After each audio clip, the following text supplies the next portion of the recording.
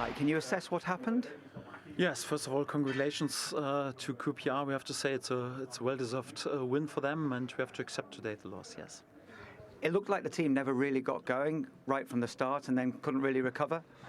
Yes, that's right. I think decisive for the game were the first 50 minutes. We were poor in this period. Didn't win any duel. So in football, it's also important. We speak a lot about the principles, the habits, tactical approach. But today, in the basics, we were not good. In moving enough and being compact as a team and leading the duels.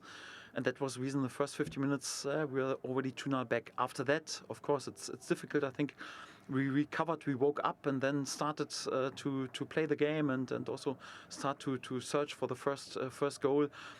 Try to put lots of pressure on them, and obviously it's then difficult because they can be compact. They play in front of an excited home crowd and try everything in order to avoid that we get the first goal.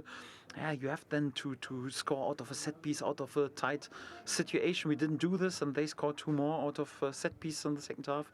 And then the last minutes when the game is 4-0, it's more like, okay, then you have to make sure that you don't concede anymore. And you have to accept that it's more or less like a off day today. It's definitely a well-deserved win for them, and we have to accept this tonight. You have been so good defensively over the season. Is this sort of patch coming up at exactly the wrong time, the amount of goals going in against you now? Yeah, so one thing is for sure. So in the last 2 games we have conceded too many goals. Today we have conceded too many goals. It's all a bit difficult to find this one reason why this is.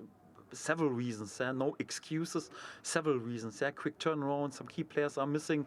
We have a really young side. Perhaps they were also a bit nervous or a bit over motivated. So all the reasons, yes, props all together. They play a role, but the fact is also like, today it was not good, and we deserve to lose this game. But today I think it's important to be self-critical and also to speak open about this, because we don't have to speak about any excuses today. We're not on our top level, but this is also a championship, and we know that in terms of automatic promotion, we are not in the best position right now. But this team has also no reason to dwell under one really poor game today, where there was 90 points after 45 games. In all other seasons, normally you win the league with this. So it's also not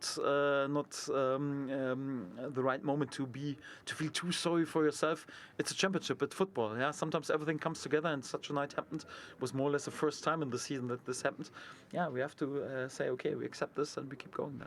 Do the players have to get in a different mindset now then? Because it does look like the automatic promotion could be off the table now, and it might have to be the playoffs. To be honest, since game day 1, we are in the chasing position. Nothing has changed for us. So we're never in the situation that we were leading from the front. Due to the obvious reason, we had a difficult start. It was more or less remarkable that we closed the gaps to the top teams. And let's see. So before the season is not over, I'm far away from ending something. So when in theoretical way everything is done, I'm the first one who congratulates also to the other teams, but not in a situation, not in a moment when everything is still possible for us. Yes, obviously for Leicester, it's definitely a great result, and you have to say more or less congratulations to them, to their promotion. So it's well deserved. But as long as we have a chance, so we never give up. And yes, if Ipswich is able to win the next 2 games, and in theoretical way we have nothing to play for on the last game day in terms of the table. But we have to wait. If this happens, then I'm the first one who congratulates. If not, then we are ready to go again, and we will keep going. You had so many highs earlier in the week at Middlesbrough, and this must feel like a real low. Is it important that the players keep on a level plateau at the moment? Now, is it important that you keep them in that frame of mind? No, it's also important to feel the disappointment. Like I mentioned, so we have, especially in key positions, many young players, and you have to feel how it feels once you lose, and to suffer a bit and to take this feeling with you in order to make sure that you learn out of it. But like I mentioned before, this group of players has no reason to dwell on it. Many reasons why this result will happen today, and then we also have to accept this. We are not the finished end product. Sometimes we are not perfect. This was definitely one of these nights, and we will be self-critical with this. Let the players also feel the pain a little bit, but then after 1 or 2 days, we keep going. That's definitely for sure. We're playing a fantastic season overall, 90 points after 45 game days. There's no reason to dwell right now on that or to be too down. I appreciate your time. Thank you. Thank you very much. Yeah, 2 wins in 7, drop in form coming at just the wrong time for Leeds, Jermaine, but he wants his players to feel the pain. Do you think that will fuel them then for this remainder of however long their season's going to be? Because we just don't know now. You would like to think so. A little bit of context to that is obviously only 2 wins in the last 7 games, but there's only 3 losses this calendar year, since the 1st of January. So when you take that into account, you look at where Leeds United started off the season, the slow start to the season, the influx of players leaving the club on loan, a couple of players coming in.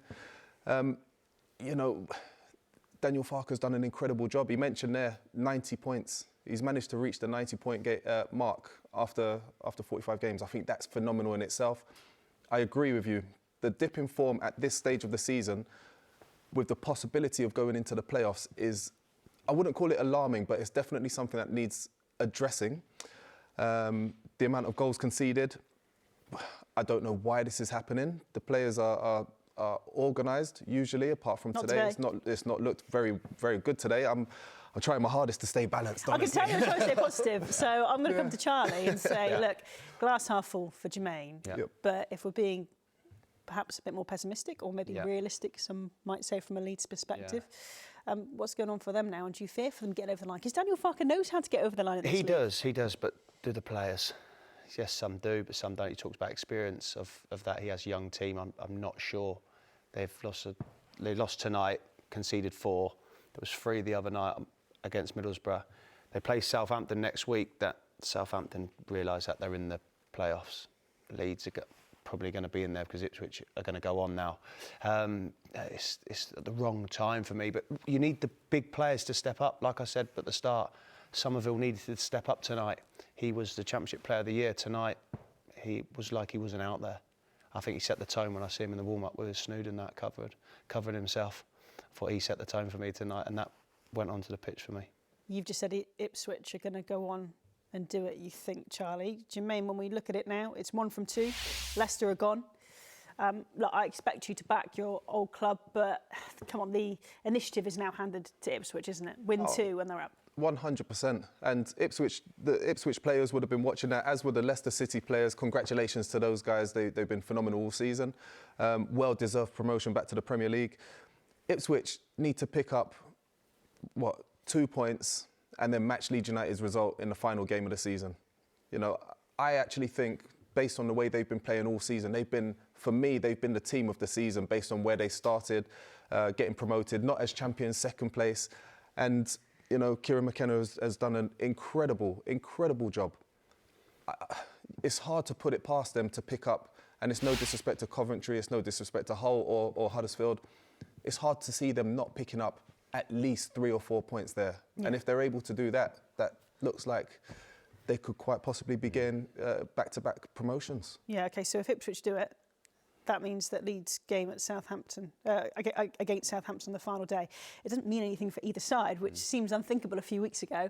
But how important is it that Daniel Farke gets the mindset right for that game? I think it does for momentum. Yeah. Because if they go into that game and let's just say it's a draw, but they've conceded another 2 or another 3. That's not ideal. Going into that, they need to really be on that game. As much as it is nothing game as such, but for both teams, the momentum going into the playoffs is massive. You go in winning that last game, going into the playoffs, the confidence is really high.